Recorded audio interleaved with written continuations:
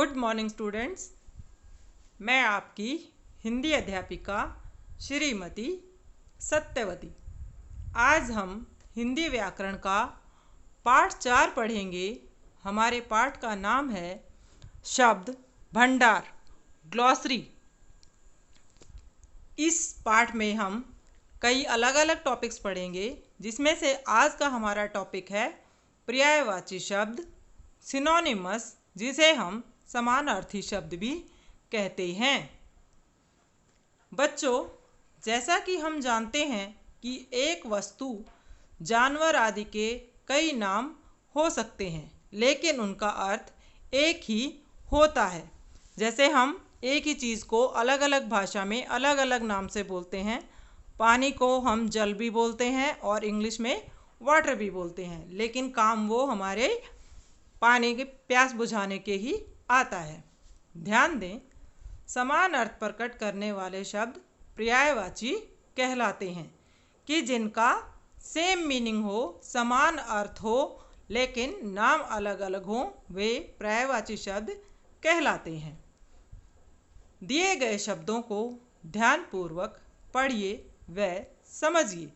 जैसे घोड़ा, घोड़े के अलग अलग नाम या हम उन्हें अलग अलग नाम से कैसे बुला सकते हैं? अश्व, तुरंग, घोटक, वाजी। ऐसे ही फूल है जिसे हम सुमन, पुष्प, कुसुम और प्रसून भी कहते हैं।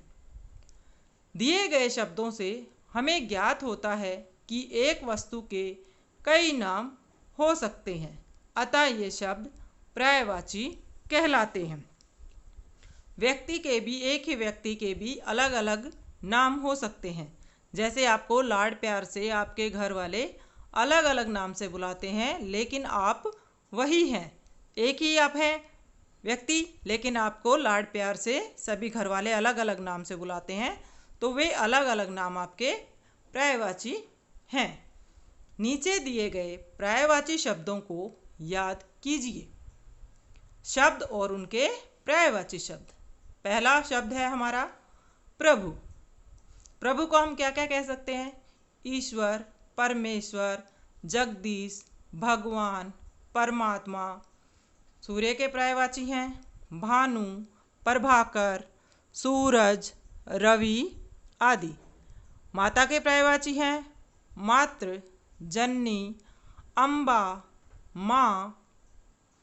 ऐसे ही सांप के पर्यायवाची हैं सर्प, भुजंग, विषधर, व्याल। आग के पर्यायवाची हैं अग्नि, अनल, पावक, दहन। घर के पर्यायवाची होंगे आवास, सदन, गृह, निकेतन। इसका पर्यायवाची आल्य भी होता है। पानी के पर्यायवाची हैं नीर, अम्बु, सलिल, जल आदि।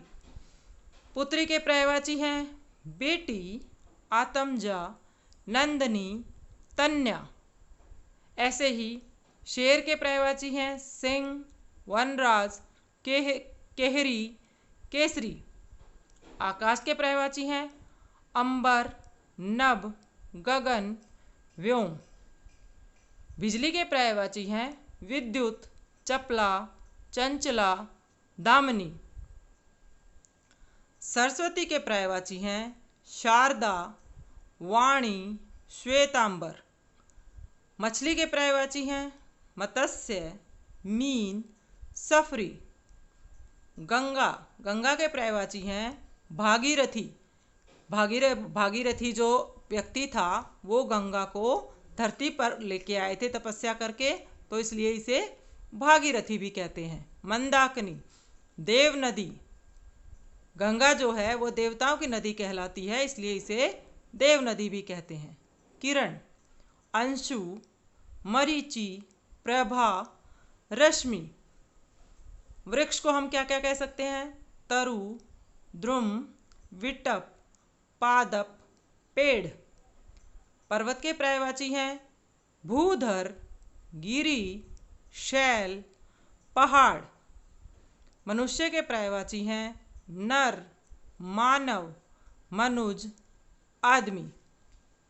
बगीचा के पर्यायवाची हैं उद्यान, उपवन, वाटिका, बाग। आप सब